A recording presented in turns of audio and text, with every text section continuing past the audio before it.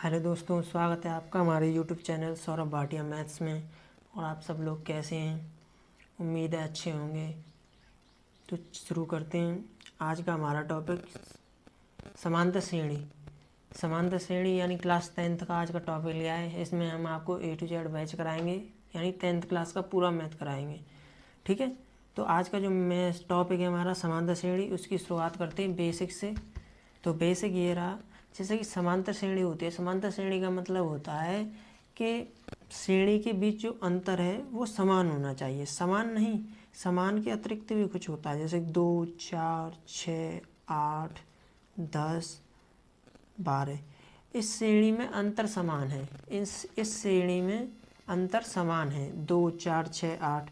यानी कि इसमें 3 चीज़ें होती हैं। इसमें तो पहला होता है ए को बोलते हैं हम प्रथम पद, और इसमें होता है एक एन का मतलब होता है पदों की संख्या, और नंबर तीसरे पे होता है डी, जिसे हम सार्व अंतर कहते हैं। सार्वंतर का दो मतलब होते हैं। सार्वंतर का मतलब है अगर हम बाद वाले टर्म में से पहले वाला टर्म घटाएं तो अंतर समान आना चाहिए, और ये प्रत्येक दो पदों के बीच होना चाहिए अगले। जैसे कि अगर 4 में से 2 घटाए तो 2 बचना चाहिए। जैसे कि 4 है, इन अंकों को हम इस प्रकार भी लिख सकते हैं, जैसे कि पहला टर्म है ये 2, तो इसे हम A1, दूसरा टर्म है तो इसे हम A2, तीसरा टर्म है तो इसे हम A3, चौथा टर्म है।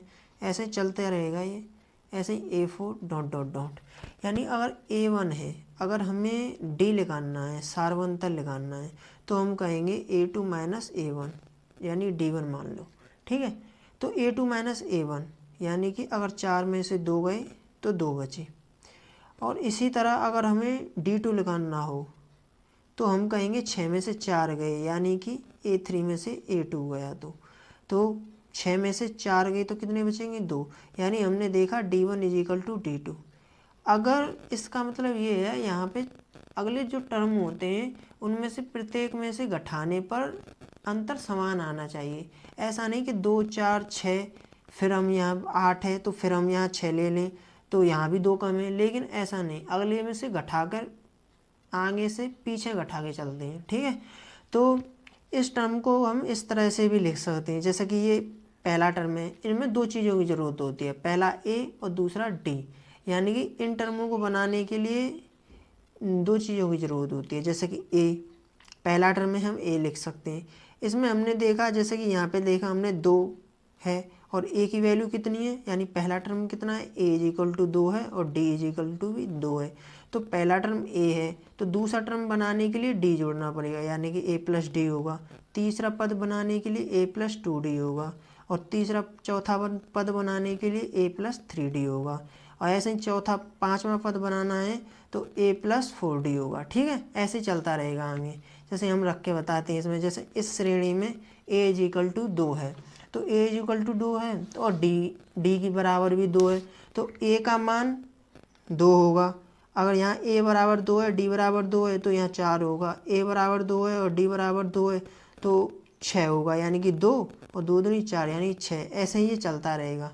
ठीक है, तो शुरुआत करते हैं पहले क्वेश्चन के साथ। यानी कि जो हमारी जो ये श्रेणी है, ये डॉक्टर मनोहर रे से ली गई है। ठीक है, डॉक्टर मनोहर रे का मैथ करा रहे हैं हम। इसमें पहले क्वेश्चन ये रहा, समांतर श्रेणी का प्रथम पद और सार्वंतर निकालना है। ठीक है, और समांतर श्रेणी है तो पहला क्वेश्चन ये रहा, 3 1 -1 -3, यानी कि ये रहा। इसमें हमें प्रथम पद और सार्वंतर निकालना है। तो हमने बताया भी, अगर डी निकालना है हमें तो बाद वाले पद में से, यानी कि A2 माइनस A1 करना पड़ेगा। यानी कि 1 में से अगर 3 गए तो माइनस की 2 बचेगा, ये तो डी आ गया। और प्रथम पद कितना होगा, ए बराबर 3। यही आंसर है हमारा। ठीक है, तो इसी तरह से करते चलेंगे।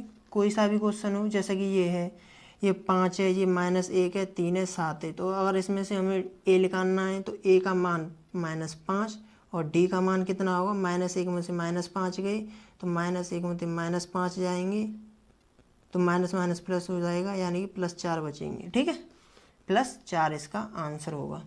तो चलो चलते हैं दूसरे क्वेश्चन के साथ। इसमें क्या है, यदि कोई समांतर श्रेणी में पद है तो उसका सार्वंतर ज्ञात करो और आगे के 3 पद ज्ञात करो। तो देखते हैं कैसे। जैसे कि ये पहला क्वेश्चन है, इसमें 2 है, 2 4 8 16। तो अगर हम इसमें से प्रत्येक पद को देखें, 4 में से 2 गए तो 2 बच रहे हैं, 8 में से 4 गए तो 4 बच रहे हैं। इसका मतलब 16 में से 8 गए तो 8। इसका मतलब ये समांतर श्रेणी में नहीं है, तो इसको लगाने की भी कोई ज़रूरत नहीं है।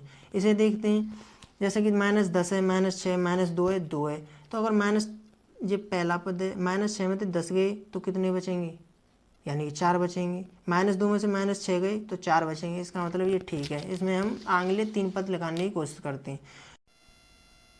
तो आगे के 3 पद इस प्रकार लिख लेंगे, यानी कि ये रहा आपका सॉल्यूशन।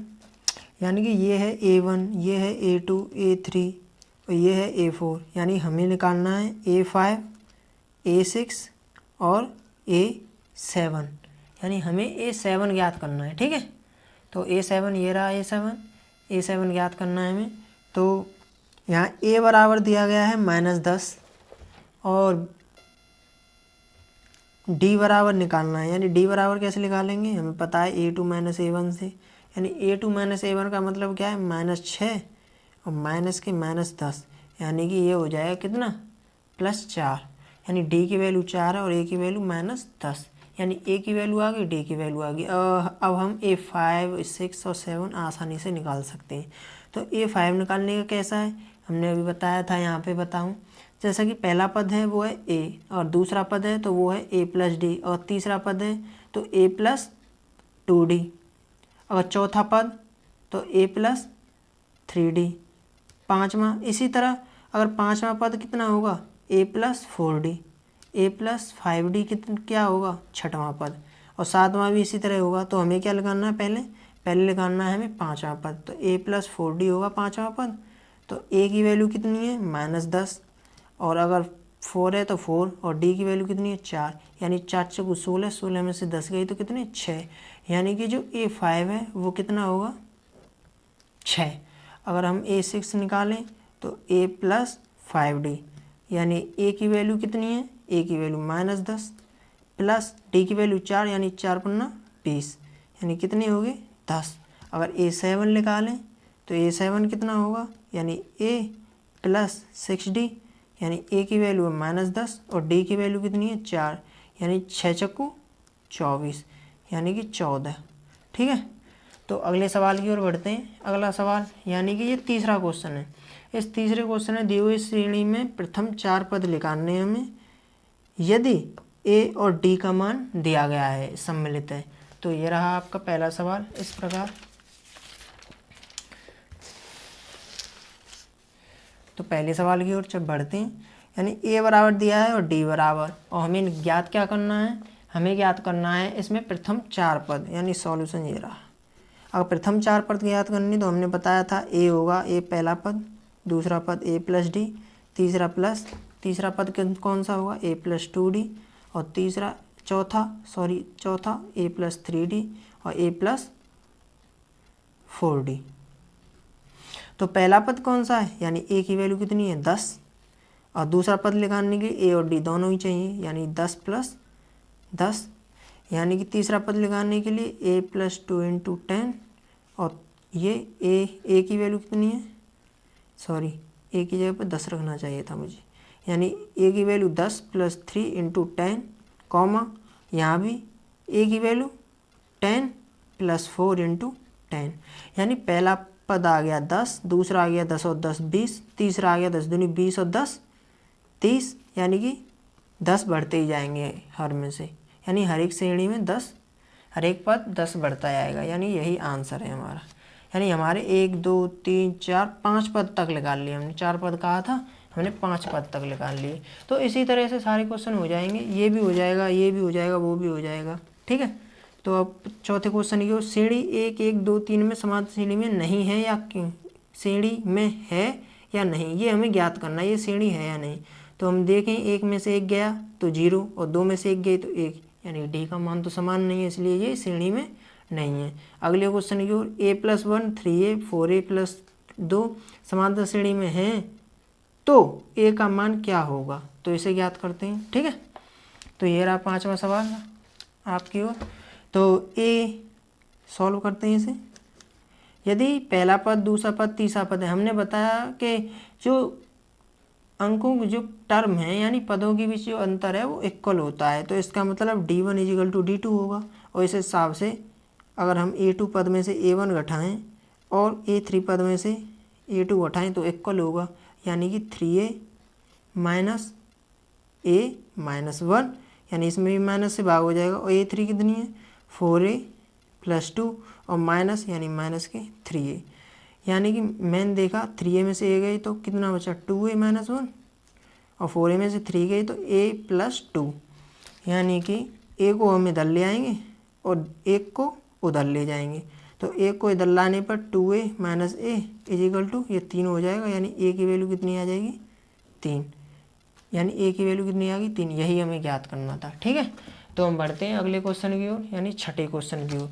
तो छठा क्वेश्चन इस तरह से होगा, यानी कि K प्लस 2 4 के माइनस 6 और 3 के माइनस 2 तीन क्रमागत संख्याएं समांतर श्रेणी में हैं, तो K का मान ज्ञात करो। ये भी सेम है, और अगर ये क्वेश्चन ज्ञात करना है हमें कि A के किस मान के लिए A प्लस 3A समांतर श्रेणी में होगा, A का मान इसमें भी निकालना है, ये भी सेम होगा। और आठवां क्वेश्चन, यानी समांतर श्रेणी 5 14/3 13/3 4 के अगले 3 पद लिखिए, तो ये भी सेम होगा। ये ऐसा भी सवाल करा चुके हैं हम, लेकिन फिर भी एक सवाल और करा देते हैं। ठीक है, आठवां सवाल, तो आठवां सवाल ये रहा हमारा। तो इसमें भी दिया गया है A बराबर दिया गया है 5, और अगर D की बात करें तो हम जानते हैं A2 माइनस A1, यानी कि 14/3 में से अगर 5 जाएगा तो कितना बचेगा, तो हम कहेंगे एक एलसीएम लेके 3, 1 का गुणा इधर और 3 का इसमें, यानी 14 माइनस और 5 15, यानी कितना हो जाएगा 15 में से 14 गई तो माइनस 1/3, यानी माइनस 1/3 आ गया। अगर D की दूसरे की बात करें और दूसरे भी चेक कर लेते D, यानी कि 13/3 में से अगर माइनस के 14/3 गया तो भी माइनस 1/3 आ रहा है। यानी हमें ज्ञात क्या करना है अगले 3 पद, और अगले 3 पद ज्ञात करना आसान है। यानी ये 1 2 3 4 पद दिए गए हैं, 5वां 6वां 7वां पद ज्ञात करना है। अगर हम 5वें पद की याद करें तो A प्लस 4D होगा। अगर हम 5 के बाद 6वें पद की बात करें तो A प्लस 5D होगा। और हम 7वें पद की बात करें तो A प्लस 6D होगा। ठीक है, यानी कि ये है A5, ठीक है, और ये कौन सा है, ये A6 और ये A7, यानी ये पद हैं।